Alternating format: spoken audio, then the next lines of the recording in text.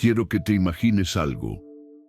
Imagínate haber hecho tanto daño que nadie crea que puedes cambiar. Imagínate cargar con un pasado que te persigue. Imagínate estar convencido de que estás haciendo lo correcto y descubrir que has estado luchando contra Dios. Ese hombre existió. Se llamaba Saulo. Y lo que ocurrió en el camino a Damasco no solo transformó su vida, redefinió la historia. Hoy no vamos a contar la historia de un santo perfecto. Vamos a recorrer la travesía de un hombre roto que fue redirigido por gracia. Y tal vez, mientras escuchas, entiendas que tu historia tampoco está terminada. Hoy vamos a recorrer su vida completa. No con prisa. No por encima. Vamos a caminarla. Vamos a entrar en su mente. Vamos a entender por qué fue quien fue, qué lo quebró por dentro, qué lo levantó de nuevo y por qué su legado todavía se siente como un golpe en el pecho 2000 años después. Y mientras escuchas, te pido algo simple. Escribe una palabra en los comentarios que resuma lo que tú crees que más define a Pablo. Puede ser cambio, fuego, valentía, gracia, propósito. Una sola palabra. Porque cuando lo nombras, lo recuerdas. Y cuando lo recuerdas, lo integras. Para entender a Pablo, tienes que volver al principio. Antes de que fuera apóstol, antes de que fuera misionero, antes de que fuera el hombre de las cartas que han levantado y sacudido a generaciones, era Saulo, nacido en Tarso. Y Tarso no era un pueblito perdido. Tarso era una ciudad con nervio. Comercio, idiomas, filosofía, disciplina romana, orgullo cultural. Un lugar donde se mezclaban mundos. Y ahí está una de las claves. Saulo creció con dos realidades dentro. Por un lado, la identidad judía, estricta, celosa, separada. Por otro lado, la ciudadanía romana, con privilegios, movilidad y un sentido de pertenencia al imperio más poderoso. Ese choque de mundos lo formó. Le dio una mente afilada, pero también un carácter de acero. Luego viene Jerusalén. Formación seria. Ley. Tradición. Rigor. Saulo no era un improvisado. No era un ignorante con rabia. Era un estudiante de élite. Discípulo en un entorno de autoridad. Un hombre entrenado para defender lo que creía con lógica, con memoria, con disciplina. Y eso vuelve su historia más inquietante, porque cuando un ignorante se equivoca, uno lo entiende. Pero cuando alguien brillante se equivoca con convicción, se vuelve extremadamente peligroso. Saulo no perseguía porque dudaba. Perseguía porque estaba seguro. Y aquí hay una lección que atraviesa toda su vida. Una convicción equivocada puede hacerte implacable. Puedes creer que estás sirviendo a Dios, mientras en realidad estás atacando lo que Dios está levantando. Y ese tipo de error no se corrige con un argumento. Se corrige con un choque. Saulo fue esa reacción. No solo como espectador, sino como punta de lanza. El tipo de hombre que no se queda opinando, sino que actúa.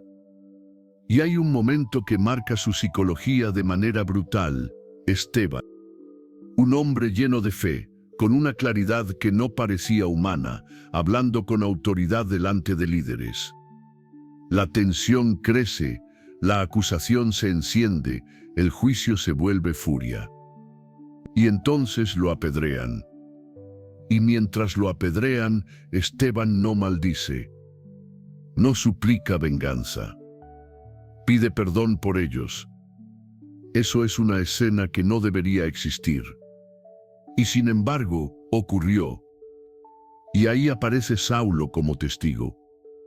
no como alguien que se tapa los ojos, sino como alguien que aprueba, como alguien que sostiene la estructura mental de esto es correcto. Pero yo te digo algo que muy pocos se atreven a decir en voz alta: una escena así no se olvida. Aunque tu orgullo la entierre, aunque tu mente la justifique, aunque tu rabia la tape, ese tipo de paz en medio del dolor deja una grieta en el alma. Una pequeña grieta. Y por esa grieta, tarde o temprano, entra la luz. Saulo siguió. Y siguió con más fuerza. Su estrategia era simple: cortar el movimiento desde la raíz. Entrar en casas. Arrastrar. Encerrar. Callar voces. Romper reuniones. Asustar familias. Desarmar la fe a golpes. Y mientras más lo hacía, más se convencía de que estaba protegiendo la verdad. Porque así funciona el engaño más peligroso. No te hace sentir malo. Te hace sentir héroe. Y entonces llega el viaje. Damasco. No un paseo. Una misión. Cartas de autoridad. Intención clara. Entrar y apagar el fuego. Saulo va caminando con la certeza de quien cree que tiene a Dios de su lado. Y ese detalle importa. Porque si Dios va a transformar a un hombre así, no basta con un sentimiento. No basta con una charla. No basta con una emoción. Tiene que ocurrir algo que lo desarme por dentro, algo que lo deje sin argumentos, algo que lo deje sin control. Y en el camino ocurre. No con una idea, no con un rumor, con una interrupción total. Una luz. No una luz bonita, una luz que lo tumba. Una luz que lo aplasta. Una luz que lo deja sin capacidad de sostenerse. Y luego una voz. No una voz simbólica. Una voz que lo nombra 2 veces, como quien clava un martillo en el corazón. Saulo, Saulo. Y aquí viene lo que hace esta historia imposible de ignorar. La voz no dice: ¿por qué persigues a mis seguidores? No dice: ¿por qué atacas a mi gente? Dice: ¿por qué me persigues a mí? Eso significa que Jesús se identifica con los suyos de una manera que Saulo nunca consideró. Que tocar a uno de ellos era tocar al mismo Cristo. Y esa idea revienta su estructura interna. Porque si Jesús está vivo, entonces Saulo estaba equivocado. Y si Saulo estaba equivocado, entonces todo lo que había hecho con celo era, en realidad, un ataque contra Dios. Dime si no es una escena aterradora. Porque no hay peor momento para el orgullo que el instante en que descubre que ha estado peleando contra el cielo. Saulo cae. Y lo siguiente es aún más humillante: queda ciego. El hombre que creía ver con claridad queda sin visión. El hombre que guiaba ahora tiene que ser guiado. El hombre que entraba con autoridad ahora entra dependiente. Esa ceguera no es un detalle físico, es una lección viva. Como si el cielo estuviera diciendo: has estado mirando pero no has visto. Y entonces, silencio. 3 días. Sin comer. Sin beber. Sin ver. ¿Te imaginas lo que ocurre en la mente de un hombre así durante 3 días? 3 días sin distracción. 3 días sin orgullo útil. 3 días enfrentando sus recuerdos. Los gritos. Las puertas rotas. Los rostros. Las familias. Esteban. La paz de Esteban. La voz. La luz. El nombre repetido. Saulo, Saulo, Y ahí ocurre algo que no se ve desde afuera. Empieza el derrumbe. No el derrumbe de su cuerpo, el derrumbe de su identidad. Porque Saulo no solo tenía una misión, tenía un nombre, tenía reputación, tenía un rol, tenía un lugar. Y ahora todo eso se volvió ceniza en cuestión de segundos. Y justo cuando parece que su historia termina ahí, aparece otro personaje. Uno que también tiene miedo. Uno que también duda. Un discípulo llamado Ananías, al que Dios le habla y le dice que vaya a buscar a Saulo. Y Ananías reacciona como reaccionaría cualquiera con sentido común. Señor, ese hombre es peligroso. Ese hombre destruye. Ese hombre encierra. Y la respuesta de Dios es una de las frases más poderosas de toda esta historia. Ese hombre es instrumento escogido. Instrumento. No accidente. No error. No plan B. Instrumento escogido. Eso significa que Dios no solo iba a perdonar a Saulo, iba a usarlo. Y no poco. Iba a lanzarlo a los lugares donde nadie quería ir, a hablar con gente que nadie quería alcanzar, a soportar cosas que pocos podrían aguantar, porque el perseguidor se convertiría en perseguido, y el que daba miedo sería el que viviría con cicatrices. Pero antes de eso, tiene que ocurrir el primer milagro visible. Ananías llega, impone manos, y algo como escamas cae de sus ojos. Vuelve a ver. Y ese momento no es solo sanidad física. Es el inicio de una nueva visión. Una nueva lectura del mundo. Una nueva lectura de la Escritura. Un nuevo entendimiento del Mesías.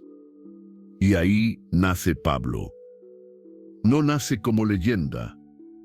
Nace como una contradicción viviente. Y aquí es donde quiero que entiendas algo. Pablo no fue un creyente tibio. No fue un mejoré un poquito. Fue un cambio brutal. El mismo fuego que usaba para destruir ahora lo usa para construir. La misma determinación que tenía para perseguir ahora la tiene para predicar. El mismo coraje que lo llevaba a entrar a casas ahora, lo lleva a entrar a ciudades hostiles con un mensaje que lo puede matar. Pero eso todavía no ha empezado. Porque lo que viene después no es cómodo. No es romántico. No es un final feliz. Lo que viene después es la travesía, el precio, la misión. El legado. En la siguiente parte vamos a recorrer, paso a paso, cómo Pablo pasa de ser un recién transformado a convertirse en el hombre que atraviesa continentes, rompe barreras culturales, enfrenta traiciones, cárceles, naufragios, golpes, y aún así sigue escribiendo como alguien que no puede ser detenido. Después de Damasco, muchos pensarían que todo fue inmediato. Que Pablo salió predicando al día siguiente con autoridad absoluta y aceptación total. Pero no. La conversión fue instantánea, la preparación no. Pablo no salió a predicar al día siguiente. Se retiró a Arabia. Necesitaba desaprender, reconstruir su fe y releer la ley a la luz de Cristo. No fueron años perdidos. Fueron años de recalibración. El perseguidor necesitaba convertirse en apóstol con raíces nuevas. Cuando regresa, empieza a predicar. Y aquí sucede algo casi irónico. Ahora son los judíos los que quieren matarlo. El mismo celo que él encarnaba ahora se vuelve contra él. Y por primera vez siente en su propia piel lo que antes había provocado en otros. Tiene que escapar. Tiene que huir. tiene que ser descolgado en una canasta por un muro para salvar la vida. El hombre que entraba por puertas principales ahora sale escondido por muros laterales. Eso no lo destruye, lo afina. Llega a Jerusalén, y aquí la escena es casi dolorosa. Los discípulos no confían en él. ¿Y cómo podrían? El recuerdo todavía está fresco. Las heridas todavía no han cicatrizado. Nadie olvida fácilmente al hombre que arrestaba a sus hermanos. Y aquí entra Bernabé.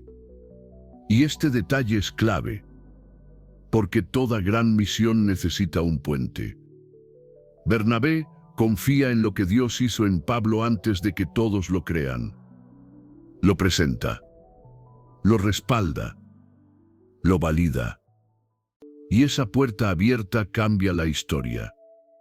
Aprende esto, incluso los llamados más grandes necesitan a alguien que crea cuando nadie más lo hace. Pero Pablo no se queda cómodo en Jerusalén. Vuelve a Tarso. Tiempo de silencio otra vez. Años que la Biblia no detalla, pero que son fundamentales. Porque Dios no construye columnas de fuego con prisas. Construye carácter en procesos invisibles. Hasta que un día, Antioquía lo llama. Antioquía no era Jerusalén. No era el centro religioso tradicional. Era multicultural. Era vibrante. Era diversa. Y ahí es donde el cristianismo empieza a romper su molde exclusivamente judío y se convierte en algo más amplio. Allí, por primera vez, llaman cristianos a los discípulos. Y en ese contexto Pablo empieza a desplegar algo que cambiaría el mundo: visión misionera global. No local, no limitada, no cómoda, global. Su primer viaje misionero no es turismo espiritual, es peligro constante. Es entrar a ciudades donde nadie te invitó. Es predicar en sinagogas donde algunos escuchan y otros se enfurecen. Es ver conversiones y persecuciones en el mismo día. Pablo no predica suavemente para agradar. Predica con claridad. Y la claridad siempre divide. En una ciudad lo reciben con entusiasmo. En otra lo apedrean y lo dejan por muerto. Literalmente lo dan por muerto. Imagínate la escena: polvo, sangre, cuerpo inmóvil. Los enemigos se van convencidos de que terminó ahí. Pero no. Se levanta. No se retira definitivamente. No dice "ya entendí el mensaje". Vuelve a entrar a la ciudad. Eso no es imprudencia. Eso es convicción inquebrantable. Y aquí tienes que entender algo que eleva a Pablo a otro nivel. Él no estaba motivado por éxito visible. No medía su misión por aplausos. Medía su misión por fidelidad. Sigue viajando. Asia Menor. Regiones paganas. Culturas totalmente distintas. Y cada vez que abre la boca, no está solo enseñando una doctrina nueva. Está desafiando estructuras religiosas, económicas y sociales. Porque cuando predicaba que Jesús es Señor, no era una frase espiritual bonita. Era una declaración política explosiva en un imperio donde César era proclamado Señor. Eso tiene consecuencias. En Filipos lo encarcelan. Lo azotan públicamente. Lo encadenan. Y aquí ocurre una de las escenas más poderosas de su vida. Medianoche. Espalda abierta por los golpes. Pies en el cepo. Oscuridad. Dolor real. Y en lugar de maldecir, canta. No canta porque no duele. Canta porque entiende algo que la mayoría no entiende. La prisión no define su libertad interior. Y cuando cantas en la cárcel, el sistema se sacude. Literalmente. Un terremoto abre las puertas. Las cadenas caen. El carcelero entra aterrorizado creyendo que todos huyeron. Pablo podría escapar. Sería lógico. Sería estratégico. Pero no se mueve, porque su misión no era huir, era salvar. Ese carcelero termina creyendo. Su familia también. Y ahí ves el patrón de Pablo, cada golpe se convierte en oportunidad. Segundo viaje. Más ciudades. Tesalónica, Berea, Atenas, Corinto. En Atenas se enfrenta a filósofos, gente brillante, gente acostumbrada a debatir ideas.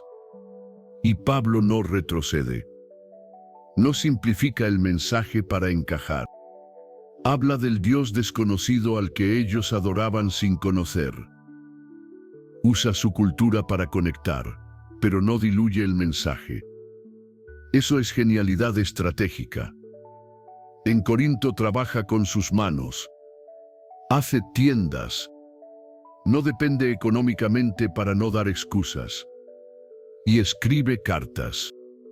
Cartas que no son textos bonitos, son bombas teológicas. Cartas que corrigen, animan, confrontan y establecen fundamentos que hoy siguen moldeando la fe de millones. Y no todo era gloria. Había divisiones internas, conflictos morales, problemas éticos. Pablo no fundaba iglesias perfectas. Fundaba comunidades humanas, reales, complejas. Y en lugar de abandonarlas cuando se complicaban, escribía, corregía, amaba, insistía. Eso es liderazgo verdadero. Tercer viaje. Éfeso se convierte en un epicentro. Milagros. Impacto.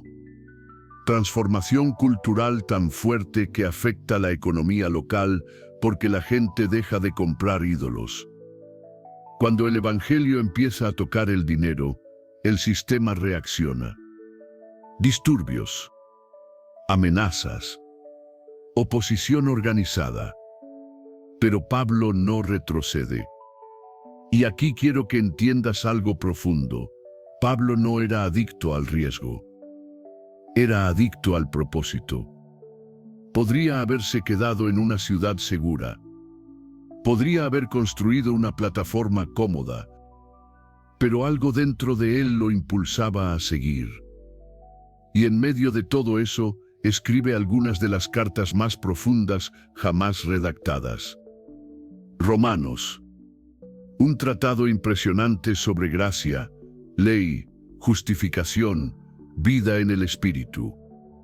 Gálatas. Defensa feroz de la libertad en Cristo. Corintios. Amor descrito no como poesía romántica, sino como la fuerza que sostiene todo. El amor es paciente, el amor es bondadoso. Eso no lo escribió en una playa con tranquilidad. Lo escribió en medio de conflictos, traiciones y tensiones. Y aún falta lo más intenso, porque el viaje lo lleva de nuevo a Jerusalén. Y ahí lo arrestan, lo acusan, lo golpean. Multitudes pidiendo su muerte. El perseguidor convertido ahora es perseguido oficialmente. 2 años preso. Interrogatorios. Traslados. Defensa pública. Y aquí entra su ciudadanía romana como herramienta estratégica. Apela a César. Y eso lo envía a Roma. Pero el viaje a Roma no es un crucero. Es un naufragio. Tormenta brutal. Días sin ver sol. Tripulación desesperada. carga lanzada al mar. Y Pablo, prisionero, es el único con claridad interior. Les dice que nadie morirá. Y así sucede. En medio del caos, el preso es el que tiene paz. Eso es autoridad espiritual. Finalmente llega a Roma, bajo arresto domiciliario, encadenado, pero no silenciado. Predica a soldados. Escribe cartas que hoy llamamos epístolas de la prisión, Efesios, Filipenses, Colosenses. Y aquí es donde la historia alcanza una dimensión eterna. Porque desde una casa vigilada por guardias, sin libertad física, escribe palabras que han liberado generaciones enteras. Y todavía falta el final. Roma no fue el final del camino de Pablo. Fue el escenario donde su mensaje alcanzó el corazón del imperio más poderoso del mundo. El mismo sistema que crucificó a Jesús ahora escuchaba, aunque fuera a regañadientes, las palabras de uno de sus apóstoles más influyentes. Imagina la escena, un hombre encadenado a un soldado romano. No en una plaza pública, no en un templo, en una casa alquilada, vigilada, limitada. Y aún así, personas entraban y salían. Judíos curiosos, gentiles interesados, funcionarios, soldados. Y Pablo hablaba, no con amargura, no con resentimiento, no con miedo. Hablaba con convicción. Y aquí ocurre algo que cambia la historia sin que muchos lo noten. Los soldados que lo custodiaban empezaron a escuchar. Día tras día, turno tras turno. No podían escapar del mensaje. Y ese mensaje comenzó a infiltrarse en la guardia pretoriana. El prisionero estaba evangelizando al ejército. Eso no es casualidad. Eso es propósito en movimiento. Pero Roma no era un lugar seguro. Bajo el reinado de Nerón, el ambiente se volvió cada vez más oscuro. Los cristianos comenzaron a ser utilizados como chivos expiatorios para incendios, crisis y tensiones políticas. La persecución dejó de ser local y se convirtió en sistemática. Y Pablo sabía algo que pocos se atreven a enfrentar: su final estaba cerca. En sus últimas cartas, especialmente en la segunda a Timoteo, ya no escribe como un estratega misionero. Escribe como un padre espiritual despidiéndose. Dice algo que te eriza la piel si lo entiendes bien. He peleado la buena batalla, he acabado la carrera, he guardado la fe. No dice, he sido perfecto. No dice, he sido exitoso. Dice que guardó la fe. Eso es todo. Después de viajes, azotes, traiciones, naufragios, prisiones, persecuciones, su mayor victoria no fue plantar iglesias. Fue no perder la fe. Ese es el verdadero legado. Y aquí quiero que visualices el contraste completo. El hombre que estuvo presente en la muerte de Esteban ahora está listo para morir por el mismo mensaje que antes intentó destruir. El perseguidor se convirtió en mártir. El acusador se convirtió en intercesor. El violento se convirtió en escritor de uno de los capítulos más profundos sobre el amor jamás escritos. La tradición histórica sostiene que Pablo fue ejecutado por decapitación, probablemente alrededor del año 66 o 67 después de Cristo. No murió en una batalla, no murió con ejército propio, murió como prisionero del imperio. Pero aquí está la ironía más grande: el imperio que lo ejecutó cayó siglos después. El mensaje que él predicó sigue vivo 2000 años después. ¿Quién ganó realmente? Pablo entendió algo que la mayoría de las personas jamás comprende. La vida no se mide por su duración, sino por su dirección. No importa cuánto tiempo vivas, importa hacia dónde apuntaste tu vida. Y Pablo apuntó todo hacia Cristo. No romantice su historia, fue intensa, dolorosa, radical e incómoda, pero profundamente transformadora. A lo largo de sus cartas, Pablo habló de gracia como nadie antes. Explicó que nadie se salva por méritos, que la ley no es suficiente, que la salvación no se compra, que la fe es el acceso, que el amor es el centro, que la humildad es la postura correcta. Habló de libertad, pero no como libertinaje. Habló de poder, pero no como dominio. Habló de autoridad, pero siempre bajo sumisión a Cristo. Y aquí está lo más impresionante. Pablo nunca perdió su humildad espiritual. Se llamó a sí mismo el menor de los apóstoles. Recordaba constantemente su pasado, no para vivir en culpa, sino para vivir en gratitud. Eso es madurez espiritual.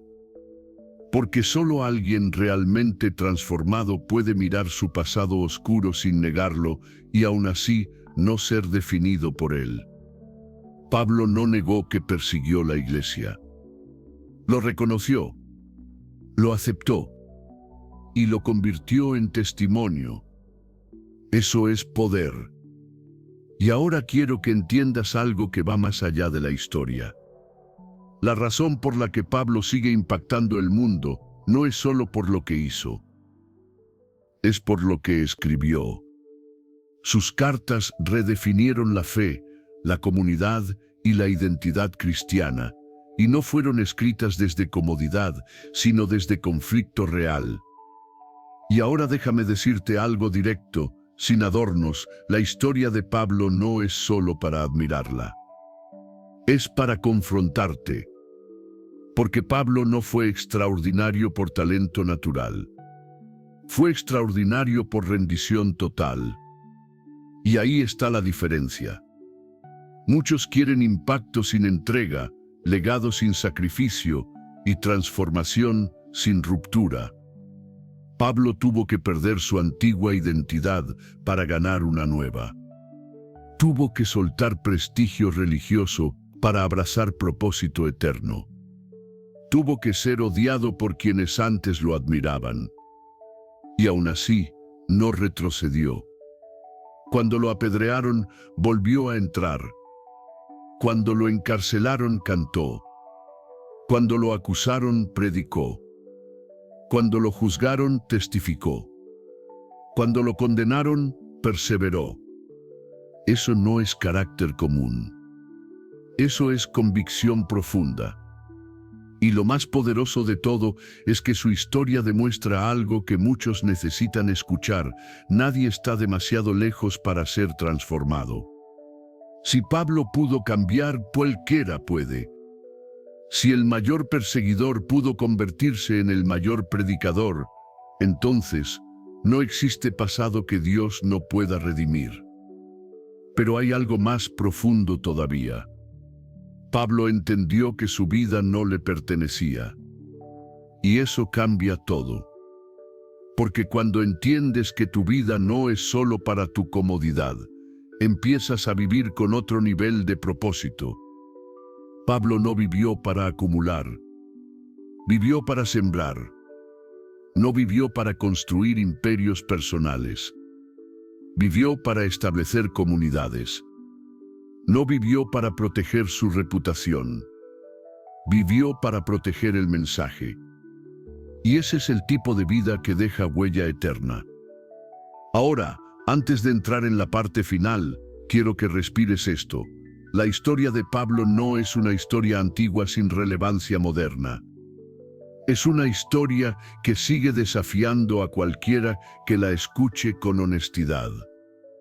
Todos tenemos un antes, una carretera a Damasco, momentos donde nuestras convicciones necesitan ser confrontadas. La pregunta es, ¿qué haces cuando la luz te alcanza? Y ahora llegamos al punto donde muchos creen que la historia termina. Pero en realidad es donde comienza su verdadero impacto. Porque Pablo no murió en un escenario de gloria. No murió rodeado de aplausos. No murió reconocido por el imperio que sacudió con sus palabras. Murió como prisionero, en Roma, bajo el mandato de Nerón, en un tiempo donde declararse seguidor de Cristo era firmar tu propia sentencia. Pero escucha esto con atención, Pablo no enfrentó su final como un hombre derrotado. Lo enfrentó como alguien que sabía exactamente quién era y para qué había vivido. Mientras esperaba su ejecución, escribió palabras que atraviesan siglos. He peleado la buena batalla. He acabado la carrera. He guardado la fe. Eso no es el discurso de un vencido. Es la declaración de alguien que cumplió su misión. El hombre que una vez respiraba amenazas, ahora respiraba esperanza. El perseguidor ahora era perseguido. El orgulloso fariseo ahora era un siervo humilde. El ciudadano romano privilegiado ahora estaba encadenado. Pero había algo que nadie podía encadenar: su convicción, su fe, su certeza. Y eso es lo que hace que Pablo no sea solo una figura histórica, sino un fenómeno espiritual. Porque la verdadera fuerza de Pablo no estuvo en sus viajes, no estuvo en sus debates, no estuvo en sus milagros, estuvo en su perseverancia. Viajes, azotes, naufragios, prisiones y traiciones, y aún así nunca retrocedió ni negó lo que transformó su vida. Y aquí está lo impresionante. Cuando fue decapitado, porque como ciudadano romano no podía ser crucificado, el imperio pensó que había terminado con él. Pero fue exactamente lo contrario, porque las ideas no se decapitan. Las convicciones no mueren con el cuerpo. La verdad no depende de la supervivencia física de quien la proclama. El cristianismo no se expandió a pesar de Pablo. Se expandió también por Pablo. Sus cartas comenzaron a circular. Las comunidades que fundó se fortalecieron. Sus enseñanzas se copiaron, se preservaron, se compartieron. Roma creyó que lo silenció, pero lo multiplicó. Y aquí es donde todo se vuelve profundamente personal. Porque la historia de Pablo no es solo una historia de transformación, es una historia de propósito. Él entendió algo que muchos jamás comprenden: tu pasado no define tu destino. Tu error no cancela tu llamado. Tu caída no determina tu final. Saulo perseguía. Pablo edificaba. Saulo destruía. Pablo construía. Saulo respiraba odio. Pablo respiraba gracia. Y el punto de quiebre no fue un discurso. No fue una discusión. No fue un argumento. Fue un encuentro. Un encuentro que lo dejó ciego, para que pudiera ver. Porque a veces la mayor transformación no ocurre cuando ganamos visión, sino cuando perdemos lo que creíamos seguro. Pablo perdió reputación, privilegio y seguridad, pero ganó claridad y una convicción inquebrantable. Ahora escúchame con atención. La vida de Pablo nos obliga a hacernos una pregunta incómoda. ¿Estamos viviendo por algo que valga la pena sufrir? Porque Pablo no sufrió por ambición, no sufrió por fama, no sufrió por poder, sufrió por convicción. Y eso cambia todo. Hoy muchos quieren impacto sin sacrificio. influencia sin oposición, fe sin incomodidad. Pero Pablo entendía algo distinto. Entendía que el llamado no siempre es cómodo, que la misión no siempre es popular, que la verdad no siempre es bien recibida. Y aún así avanzó. No porque fuera fuerte por naturaleza, sino porque fue transformado por gracia. Y eso es lo que hace que su historia siga viva. No lo recordamos por perfección, sino por redención. Y aquí está la lección final. Dios no busca currículums perfectos. Busca corazones disponibles. Pablo no calificaba, pero fue llamado. No era digno, pero fue usado. No era inocente, pero fue perdonado. Y ese patrón sigue vigente. La historia de Pablo no es solo una biografía antigua. Es una declaración viva de que nadie está demasiado lejos. Nadie está demasiado dañado. Nadie está demasiado equivocado. El perseguidor se convirtió en apóstol. El enemigo se convirtió en instrumento. El agresor se convirtió en sembrador. Y eso solo ocurre cuando alguien responde al llamado con una sola pregunta. Señor, ¿qué quieres que haga? Esa pregunta cambió la historia. Y puede cambiar la tuya. Pablo no dejó un imperio político. No dejó una dinastía. No dejó monumentos.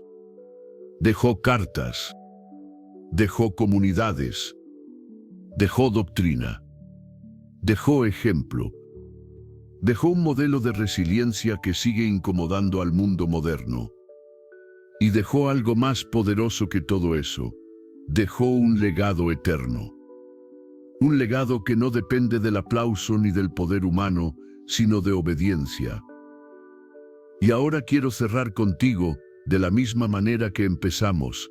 Imagínate por un momento que Pablo no hubiera respondido aquel día.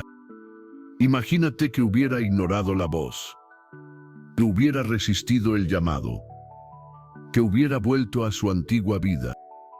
El cristianismo habría existido, pero el mundo no sería el mismo, porque cada sí a propósito eterno altera la historia. Y esa es la verdadera fuerza de esta narrativa. No es solo un cuento inspirador, es un recordatorio de que la transformación es posible, el propósito es real y el pasado no tiene la última palabra. Ahora quiero que hagas algo. Ve a los comentarios y escribe una sola palabra que resuma lo que esta travesía de Pablo despertó en ti. Puede ser transformación, gracia, propósito, valentía, fe, redención o la que más resuene contigo. Escríbela. Porque cuando nombras lo que entiendes, comienzas a vivirlo. Su vida no fue cómoda, fue significativa, y por eso es eterna. Nos vemos en el próximo capítulo. Y recuerda, la historia no termina cuando alguien cae. Termina cuando alguien deja de responder al llamado. ¿Y tú, qué vas a hacer con el tuyo?